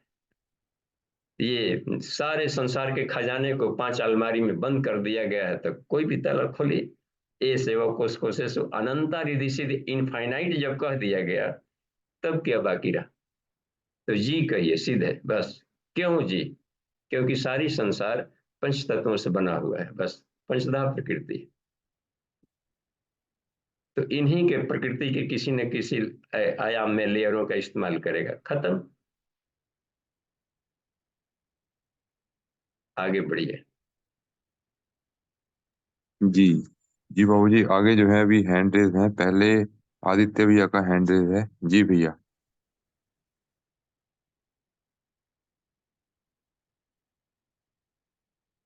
हेलो बाबू। हेलो बाबू जी, प्रणाम। हाँ जी प्रणाम, शुरू। हाँ बाबू जी, मेरा प्रश्न है कि किसी विषय से राग हो गया, मतलब चिपकाव हो गया, और विषय वो समय समय पर आपके दिमाग और मनोस्तर को खराब कर रहा है या आ जा रहा है, तो उससे कैसे मतलब अलग अलग हुआ जाए? देखिए राग तभी हुआ होगा आदित्य जी, जबकि उसके उसके सुख को ही केवल याद करते होंगे, सुख वाला पक्ष। अच्छा, जब ऐसा लग रहा है कि हम चाहते हैं कि उससे हम अलग हों वैराग्य, तो क्यों चाहते हैं? यदि सुख सुख मिल रहा था तो सुख के आनंद से अब क्यों भागना क्यों चाहते हैं कि राग? इसका मतलब है कि जरूर वो डिस्टर्ब भी करता होगा किसी न किसी मामले में, आगे बढ़ने में रुकावट डालने में, कहीं का परेशान भी करता होगा वो। तभी आदमी सोचता है कि इस चंगुल से हम बाहर निकलते। तो जब निकलना है, राग को कम करना है, तो उसके निगेशन वाले पक्ष को याद करें। जब चिपकना है, दूरी बढ़ गई, तो उसके पॉजिटिव पक्ष को याद करें। वो तो अपने हाथ में है, जिसे होता है ना पांगड़ कहलाता है, सांगड़। इधर झुक रहा है तो इधर घुमा ले, इधर, ये ड्राइविंग की कला है खाली, और क्या। न तो दूरी, न तो राग हो, न वैराग्य हो। वैराग्य भी नहीं, ट्रेन की पटरियां पैरेलल चलती है तभी ट्रेन की जर्नी का मजा है। यदि पटरियां आपस में सटी तो भी एक्सीडेंट होगा, दूर भागी तो भी एक्सीडेंट होगा। तो यस्य निक्षा तथा निक्षा, इसलिए कहा कि न इच्छा हो न अनिच्छा भी न हो। सामने आ गया तो उसको प्रज्ञा बुद्धि से निपटा ले, इंजॉय ले, और नहीं है तो अभाव का इंजॉय ले। अभाव के इंजॉय को निद्रा कहा है योग की भाषा में। ठीक है अभाव, बाबू जी। हाँ, तत् प्रत्यय इसमें का, इसमें तत् निद्रा ही का जो सहारा ले लिया, तो वो है मजा है उसमें। तो उसके निगेटिव पक्ष को याद करें, हो गया। इतना खराब है, ये किया है तो ही ना, खा लीजिए, कल तो खाए थे ना जी, तुम्हारी बात को माने थे, देख तो क्या हमको डिस्टर्ब करके रख दिया। तो मन तो करेगा ही, तो मन को पढ़ा दिया जाए, समझा दिया, ठीक है खा ले, कोई बात नहीं, थोड़ा सा कल परसों खा ले। तो देखेगा मन कि हमको दुत्कार भी ना है, मालिक अच्छा है, सीधे अवॉइड नहीं किया। तो मन को फ्रेंडली धीरे धीरे उसको, रिंग मास्टर धीरे धीरे उसको सुधारता है। आगे में इसमें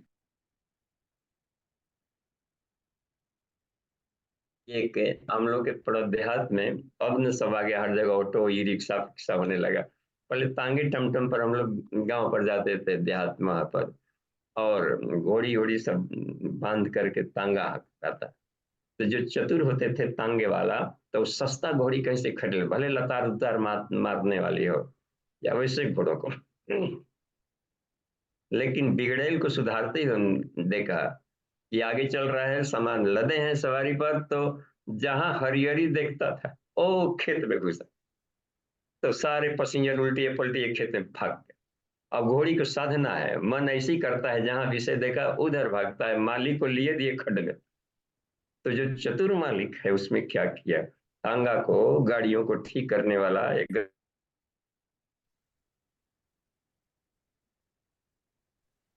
उसने टेक्निक एक अपनाया कि एक आंख के साइड में कनपट्टी होता है, चमड़े का बना रहता है पट्टी, तो उसको खाली रोड ही दिखाई पड़ती, तो आजू बाजू में हरियरी, एक किसानी, हम लोग देहात का क्षेत्र था तो खूब हरियरी फसल लगी हुई है, खेसारी का दाना, मन जानवरों का ये भोजन ही है। तो उधर भी, और ये तो अब न दिखेगा न रोड छोड़ के भागेगा। एक बार क्या हुआ कि सामने वाला एक और भी तंग आ रहा है, तो काटने के लिए तो उसका बांगड़ मारेंगे, लगाम खींचे तो कनपट्टी के साइड में से दिख गया खेत, फिर भाग कर चला गया। तो अब तो ये भी उसका इंतजाम परमानेंट की ओर नहीं मिला किसको समझाने का। तब फिर क्या देखा कि मन नहीं मानता है, वो जब तक विषय नहीं है तो उसमें विषया विनिवर्तते निराहार से देहिन, ठीक है, आहार नहीं देंगे तो, लेकिन उसका जो दिमाग में रस का चिपकाव है, वही आपने कहा जो मौका मिलता ही बीच बीच में आ जाता है। तो वो अब ये बीच बीच में आ जाता है तभी आएगा जब सामने वाला कोई दृश्य वस्तु दिमाग में कहीं आए, तो भीतर से उछल करके आता है, क्योंकि हमने ही बैठा दिया है, बहुत गहरे जड़े पहुंचा दिया है, सब कॉन्शियस माइंड के भीतर में जाकर खूंटा ठोकाया है उसको। तो उसको निकलने में देरी होती है, तो उस क्या किया तांगे वाले ने कि उसके थुथुन में नाक का अगला हिस्सा एक एक झोरी टांग दिया, बोरी का झोरी, उसमें कुछ घास रख दिया हरियर, कि जब जब तुमको मन करे कम से कम खेत में तू भाग के हमको मत मार डालना, उसी में एक गला का लगा लेना, फिर खाते चलना। तो तन्मात्रा साधना में विषयों के साथ खेलते हुए ही उसको ज्ञानात्मक ढंग से खेलेंगे तो खेलते खेलते फिर अपनी मास्टरी मिल जाती, और फिर बेस्ट फ्रेंड बन जाता है मन। और राग देश वीक तक तो इंद्रियाणि विषयांचरण, उसमें तब कहा गया है कि आत्मवैसी विधेयात्मा प्रसादम अधिगच्छति, तब संसार के भोग उसको डिस्टर्ब नहीं करेंगे। जी ठीक है, बाबू धन्यवाद। देखते हैं। बाबू एक चीज और है इसमें इसमें उत्प्रेरिकाओं का भी रोल है क्या? मतलब मेरा हाँ पुराना अनुभव कहता है कि है, एकदम आपका अनुभव सही बोलता है। उपत्तिकाएं का मतलब होता है कि जोड़ का कहीं कहीं के गांठ होना, जोड़ का कमजोर होना। तो उसमें होता है क्या उपत्तिकाओं में, कि मान लीजिए कि होता है रस्सी खींचने के लिए बीच में आपने एक होता है ना झंडा तोलन में गोल रिंग बना दी, तो रिंग बना, इधर से रस्सी है तो पतली रस्सी ही आ जा सकती है, और उस रस्सी में जहां तहां गांठे हैं तो खींचेंगे तो गांठे फंस जाएगी, वो गांठे फंस जाएंगी तो फिर गाड़ी रुकेगी नहीं। तो उन नॉट्स को खोलना जरूरी होता है, जो जहां तहां गांठे पड़ी हुई नर्व फाइबर्स के जो नर्वियोल्स है, उसके क्लस्टर को जहां तहां उपत्तिकाएं कह दी जाती। और ढेर सारे चौराहे पर गुजरते हैं तो निगेटिव एक्शन, निगेटिव थॉट से होता है कि वो गर्म होकर के चिपक जाता है, तो शॉर्ट सर्किट करता है जहां तक। तो शॉर्ट सर्किट होगा बॉडी में, और फ्यूज उड़ता है दिमाग में, तो मेन स्विच दिमाग। उसको बैलेंस करने का तरीका तो सिर्फ उपवास ही है ना बाबू जी? अब उपवास केवल भोजन का तो हुआ बॉडी वाला, और माइंड का उपवास अलग न होगा, स्वाध्याय होगा उसका उपवास। ठीक है बाबू जी, समझ गए। हाँ, तो खाली हम लोग माइंड में गलती है और शरीर को पीट रहे हैं उपवास करके। कौन गलती किया है, कौन पीटा रहा है, तो अच्छा न्याय तो नहीं कहलाएगा।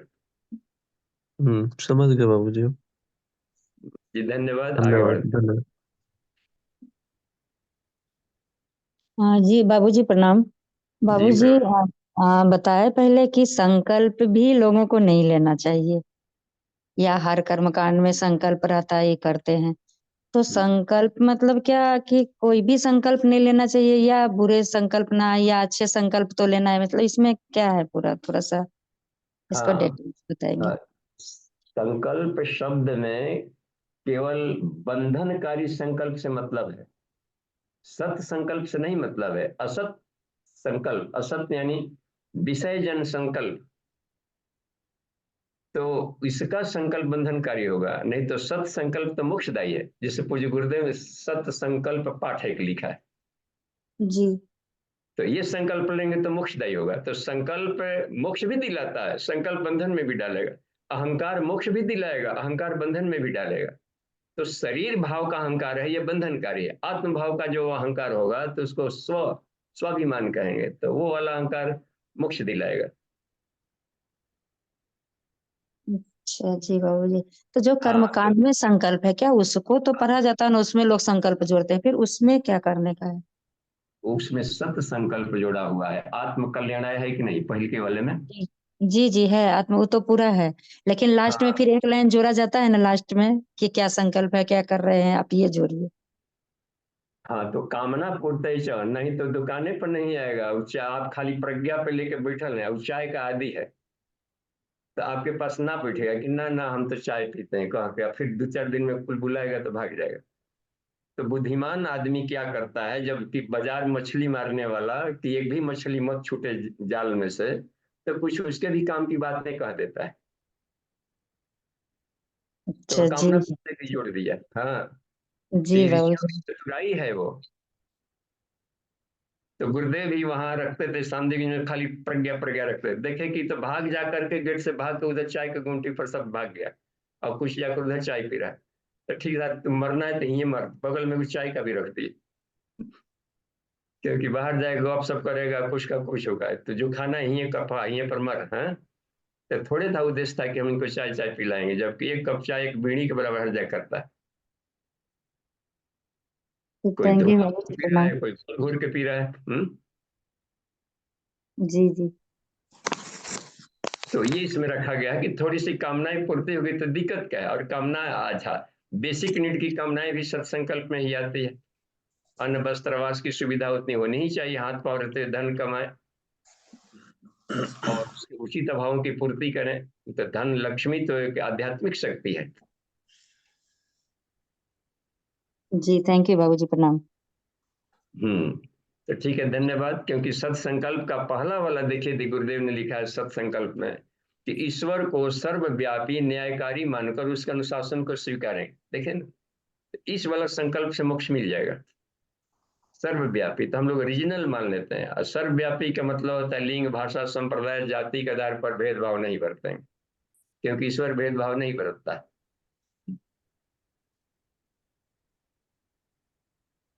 ठीक है जी, जी आगे बढ़ते हैं। जी, बीके पांडे जी का जी प्रणाम। बाबूजी प्रणाम जी जी। कहा जाए। छांदोग्य उपनिषद में 7वें अध्याय के अंत में सनत कुमार जो है नारद जी से कह रहे हैं हम्म कि विद्वान व्यक्ति न तो मृत्यु को देखता है, न रोग को, और न ही दुख को। हम्म वह केवल जो है आत्मा के रूप में ही देखता है, इसलिए वह सभी को आत्मा के रूप में देखता है, इसलिए वह सभी को प्राप्त हो जाता है। हम्म अब वो लिख रहे हैं कि पहले वह एक होता है, तो उसको आत्मा के रूप में देखें। अब पुनः वह तीन, तो तीन शरीर के रूप में है क्या। फिर इसके बाद लिखा है पांच, तो पांच भी मान लिया, अगर पंचकोश में मान लिया जाए। फिर सात, सात जो है तो सात लोकों के रूप में, और 9 रूपों में, क्या इस तरह से है। अब फिर हाँ, इसके बाद वो लिखते हैं कि फिर वही 11 कहा गया है, तथा हम्म वही 100, फिर 10, फिर 1 सहस्र और 20 भी होता है। तो इसका मतलब क्या है भाई।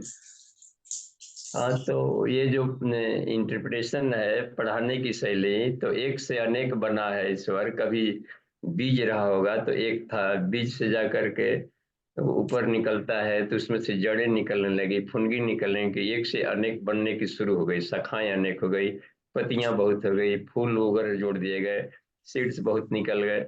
तो एक से अनेक निकला, सारा संसार निकला है। तो जब एक था तो एको ब्रह्म था, दो हो गया तो आत्मा परमात्मा हो गया, तीन हो गया तो ईश्वर जीव प्रकृति हुआ। इस तरीके से वो पढ़ाने का क्रम है। पांच हो गया तो पंचदा प्रकृति है, छह है तो इस तरीके से कर दिया, छह चक्र या छह ऋतुओं करके इसमें देखा है। सात जी का दिया तो पूरी प्रकृति भी सेप्टेट है, 7 बॉडी है, 7 समुद्र है, 7 द्वीप है। तो सेप्टेट को अवस्था में पढ़ाना, एक ही को विभिन्न चैप्टर में बांट करके पढ़ाना, बस जैसे छात्र और जैसे गहराई में उसकी जानकारी लेनी है। जी बाबू जी।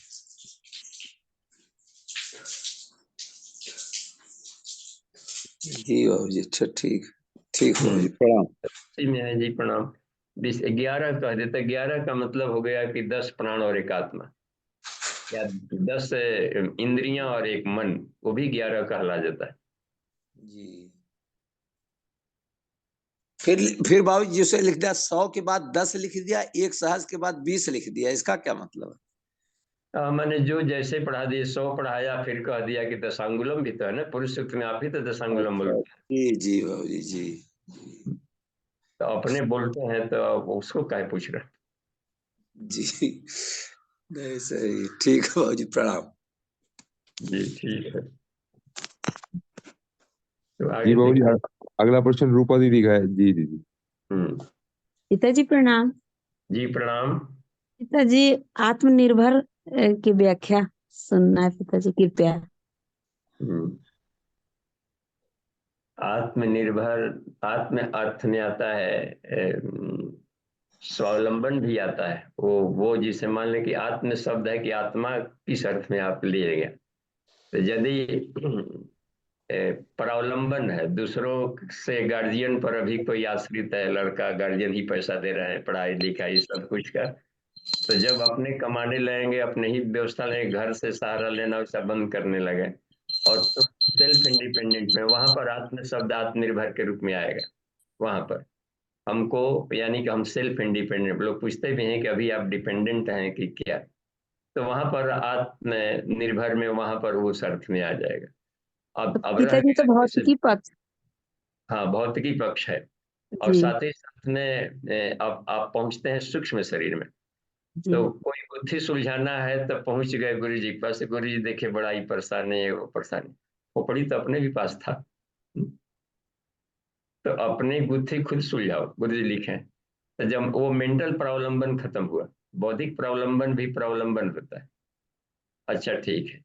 और इसी तरीके से अब संसार में किसी विचारों का अपने को समाधि में जाना हो, अब कारण वाला शरीर में देखिए, तो समाधि में जाना है तो धीरे धीरे मेडिटेशन, तर्कों, मन शांत, वासना शांत, तृष्णा शांत, ये सविता का देखें, ये करें, तो इन सारी चीजों का एक थीम का सहारा ले रहे हो तो इसको कहते हैं बैसाखियों से मिली समाधि या संप्रज्ञात समाधि, तर्क पर आधारित। और जाते फिर जाकर जब वहां पर आती है कि साधक सविता एक, ये भी तो वाक्य आता है वहां पर। तो अब जी एकत्व की अनुभूति स्वभाव का हिस्सा बन गया, तो आत्मिक प्रॉब्लम निरालंब बन गया वो, फिर गुरु की आवश्यकता नहीं कहीं। तो भृगु ऋषि अंत में गए ही नहीं वरुण के पास, वो आनंद में खो गए, फिर मनो में अन्नमय में पा लिए थे, तो फिर गए थे कि हमने पा लिया, कहा कि नहीं, और अभी और तपस्या करो, तपसा भी जिज्ञासा, और भी तप करो। तो और फिर प्राण ही ब्रह्म है और तप करो, मन ही ब्रह्म है और तप करो, विज्ञान ही ब्रह्म है और तप करो, आनंद ही ब्रह्म है, देखा तो अब आनंद में परिभाषाएं सब समाप्त हो जाती। फिर गया ही नहीं, तो खुश हो गए कि हमारा लड़का पास कर गया। तो आत्मनिर्भर का मतलब होता है कि जब किसी भी तत्व की सहारा न ले, और तत्व निरालंब, निरालंबोपनिषद में वो आत्मनिर्भर।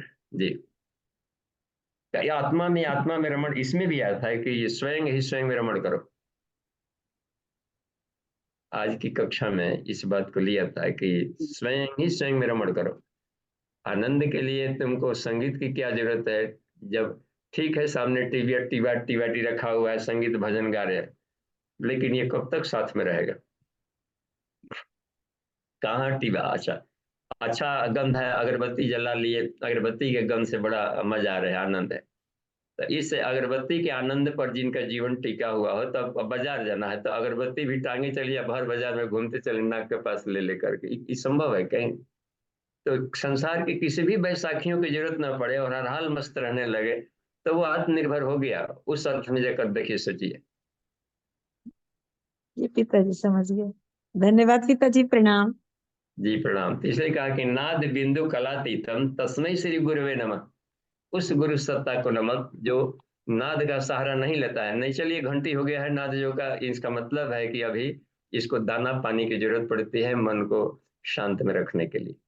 अभी अभी सेल्फ इंडिपेंडेंट नहीं हुआ है कि स्वयं से ही नाद निकाल ले। ओम ध्वनि गुंजित हो रहा है तो किसी खास बांसुरी की आवाज, तो इसका आवाज तो उसका आवाज सुनिए, ट्यूनिंग लगा दिए कितने कान, चलिए अब बेटा जी हम किसी खास आवाज का सहारा ले रहे हैं इसे करने का। तभी भी बैसाखियां हैं। ठीक ठीक है, आगे है देखते हैं। पिताजी प्रणाम प्रणाम पिताजी। प्रणाम। तो ये नाद बिंदु कलातीतम, इन तीनों के अंत तो परमान, ये कहते हैं आनंदमय कोश का प्रदूषण है वो। आनंदमय कोश की साधना का मतलब ही होता है कि ये तीनों की जो सहारा ले रहे थे, इन सहारों से बाहर निकलिए। जी जी। तो नितिन जी अब तो जी समय भी बाबू हो जी। गया क्या, अभी 4 मिनट है, जी जी, कुछ न अभी कुछ है। जी जी बाबू जी, एक प्रश्न ये है कि देहांत होने से पूर्व भी क्या आत्मा शरीर छोड़ सकती है और दोबारा शरीर में आ सकती है क्या? हाँ जी, जैसे इसको साबित कर दिया था ना शंकराचार्य ने पर कायागमन से। तो अच्छा। उस शरीर में से अपने आप को बाहर निकाल लिया था और कहा कि शरीर को अब तुम लोग फूकना जलाना मत। कुछ चेलों से कह दिया था कि इसको संभाल के रखना, मैं आऊंगा फिर। और उसी समय एक राजा शरीर छोड़े थे और उनको रानियों पर प्रैक्टिकल करना था संभोग संबंधी। तो अब उसको तो इस तरीके से गए और ढेर सारा प्रैक्टिकल, क्योंकि भारती देवी ने ऐसे ही कुछ प्रश्न कर दिया था बृहदारण्यक उपनिषद वाला सब कि हमको साधु पुत्रम जनयत, तुम्हारे जैसे तेजस्वी बच्चा पैदा करना हो तो पत्नी साहचर्य कैसा होना चाहिए। और कहा कि ये तो सन्यासियों से ऐसा प्रश्न थोड़ी पूछा जाता है, ऐसा प्रश्न हमसे मत पूछिए, हमारा सब्जेक्ट नहीं। तो फिर जगत गुरु मत कहो, कुछ बंड मंडलों को पढ़ाते चलो। तो वो और जरूरी है तो, क्योंकि वेद का आदेश है, या तो बस। तो अब फिर जा करके तब वो हारे हुए तो फिर गए, फिर जा करके दूसरे शरीर में गए, फिर ढेर सारा प्रैक्टिकल किया, फिर उसके अनुभव पाया, अनुभव पा करके फिर इस शरीर में आया, फिर जा करके उनको उसके उसकी जानकारी दिए तो प्रजनन विज्ञान का। तो फिर कहा ठीक है, अब परफेक्शन है जी। तो गया गमन। जी जी, तो जब आत्मा शरीर से जो बाहर जाती है ऐसी परिस्थिति में, तो अपने जो है 10 के 10 जो वो प्राण जो है उनको भी अपने साथ लेकर के चली जाती है, या कुछ प्राण शरीर में रह जाता है और कुछ बाहर निकल जाते हैं? हाँ देखिए, वो इसके वो अपने आप को पूरा का पूरा निकालेगा, क्योंकि उसके साथ में उसके सारा ज्ञान अनुभव जाएगा साथ में। तो ये शरीर जीवित है। ये क्यों जीवित है, यहीं पर न गियर फंस रहा है कि ये फिर कैसे जिंदा है। जी तो जी। ये समष्टि प्राण से जीवित रहता है। तो अब अपने जो 10 प्राण जो है वो आत्मा के साथ में जा चुके होते हैं मतलब? हाँ, फिर भी ये जीवित रहेगा, क्योंकि हर बॉडी सेल्स अपने आप में स्वतंत्र आत्मा है। हम्म। अब जैसे किसी नहीं दीवार पर चलती है लोटनी, है होता है लोटनी, एगो लोटनी इस टाइप का है, छोटी सी रेंगने वाली, छोटे से लंबे, छोटा सा सर पे जैसा लगता है, लोटनी चलती है सब।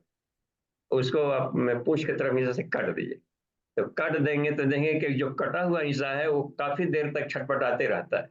अब सोचेंगे कि उसका मुख्य प्राण उसमें है कि इसमें है। एक संझौली में हम देखे, बहुत छोटे थे वहां पर, पढ़ रहे थे वहां पर, वही 55 वाला समय की एक बात याद आ रही है कि अभी छोटे छोटे हम लोग बच्चे थे तो देखा कि काली माँ के सामने उन दिनों जो होता है ना बलियां चढ़ती थी, तो एक सुअर होता है, सुअर के भी एक ने काटा दूर। कुछ जातियां हैं जो सुअर को काटती हैं दूर, कुछ बकरे काटते हैं, तो बकरा वाला वहां काटा, सुअर वाला वहां काटा, तो कुछ थोड़ी दूरी पर कटते थे। तो सुअर को काटा तो गर्दन तो रह गया, यही काट दिया, और छटक के उसका बॉडी, अब बॉडी भागते जा रहा है, देखिए वो खोपड़ी यहाँ पर अलग खुदक रहा है और उसका बॉडी अलग भाग रहा था। भागते भागते एक सिग्नल है, छोटी लाइन चलती थी उन दिनों, उसके सिग्नल पर जाकर टकरा गया। उस पर आंखें तो थी नहीं, कहाँ जाना है। तो अब देखिए कि उसकी आत्मा इसमें है कि उसमें है, तो कंफ्यूज हो रहा है, कंफ्यूजन। तो हम्म। ऐसे भी किसी को उंगली कट गई तो तुरंत डेड नहीं होता, उस हालत में आदमी नेत्रदान कैसे करेगा। तो हर बड़ी पार्ट्स की, हर कोशिकाओं की एक स्वतंत्र आत्माएं होती है, वो अपने खास टाइम पर वो डिके हो जाएगा। तब तक से खास समय तक किडनी भी देना है तो सुने हैं कि, हमने देखा नहीं ट्रांसप्लांटेशन वाला रूम में, वो तो वहाँ डॉक्टर अकेले रहते होंगे, तो उसमें कहते हैं कि ठीक सारा सामान सजा वजा करके तुरंत निकला, इतने ही टाइम इंटरवल में हो जाना चाहिए। लग रहा है ना कि हर बॉडी सेल स्वतंत्र आत्मा है, उसका हर उसमें उसका जो साइटोप्लाज्मा है उसको उसमें एक जीवनी से शक्ति है। जी हाँ, जी। इसको कहते हैं समष्टि प्राण। जी जी बाबू जी, यहाँ पर वो एक प्रश्न और उठता है कि जैसे कि सामान्य अवस्था में जब जो है देहांत होता है, तो उसमें जो है कोई एक प्राण शेष रहता है कुछ समय तक, जो शरीर को जो है गलाने और सड़ाने का कार्य करता है। तो उस अवस्था में जब शंकराचार्य जी ने जो है शरीर से बाहर निकल के गए, तो उसमें वो वाला प्राण कहाँ पर था? तो वो समष्टि प्राण होता है जिसको धनंजय कहते हैं। खाली धनंजय हमारा मुट्ठी में नहीं है, सारी यूनिवर्स में है। हम तो एक लुटकी वाला धनंजय लेकर घूम रहे हैं ना वो। तो प्राण बांटा हुआ नहीं है कहीं भी, सारे समुद्र में, प्राण के ही समुद्र में हम लोग तैर रहे हैं। तो अगर वो समष्टि वाला जो प्राण है वो भी था, तो उसने शरीर को गलाने का कार्य फिर किया नहीं उसने फिर? हाँ, उस समय गले गलाने नहीं किया, क्योंकि ईश्वर को काम लेना होता है ना, आप ही का थोड़े शरीर है, ये शरीर तो किसी और का है। हम्म। तो वो इसको प्रिजर्व रखेगा, किसी और को कहीं पर डाल देगा। उसमें अखंड एक अध्यात्म के वैज्ञानिक प्रतिपादन में उसका अखंडता में भी कभी उसका दृष्टांत दिया था गुरुदेव ने, कि वो जर्मनी के युद्ध के समय का था, एक कोई कमांडेंट था, को देख रहा था, एक योगी गया, वृद्ध योगी को देखा दूर से, अरे योगी क्या कर रहा है, तो गया तो वो, और जा करके नदी में एक सैनिक मर करके लाश उसकी बहते जा रही थी, तो और उसको घसीट करके अपने सामने लाया, अपने कुटिया के पास उसको सुला दिया, सुला करके उसको फिर अपने सामने बैठ गया और शरीर को प्राणायाम कुछ किया, प्राणायाम करके शरीर को वाइब्रेट करा दिया, वाइब्रेट करके एक शरीर लुढ़क गया, और फिर इसकी चेतना जाकर उसमें घुस गई, और घुस गई तो वो सिपाही जिंदा हो गया, ये उसमें प्रवेश कर गया। ये देखिए, मतलब कि बहते आ रहा था किसी का, तो उसके रहते तो घुस सकते नहीं। तो समष्टि प्राण के हलचल से हर जगह तैरते रहते हैं, करते रहते हैं। हमारी सत्ता तो, हम तो एक प्रकाश के कण भर है, केवल फोटान भर है। जी जी जी बाबूजी, ठीक है बाबूजी, क्लियर हुआ काफी। धन्यवाद। धन्यवाद। और समय हो गया है आज के लिए, और आज खत्म हो गया है, तो कल हम लोग लेंगे गायत्री महाविद्या में जो 24 शक्ति धाराएं हैं उसको लेंगे। ठीक है, धन्यवाद। ओम शांति शांति शांति। समाप्ति। प्रणाम।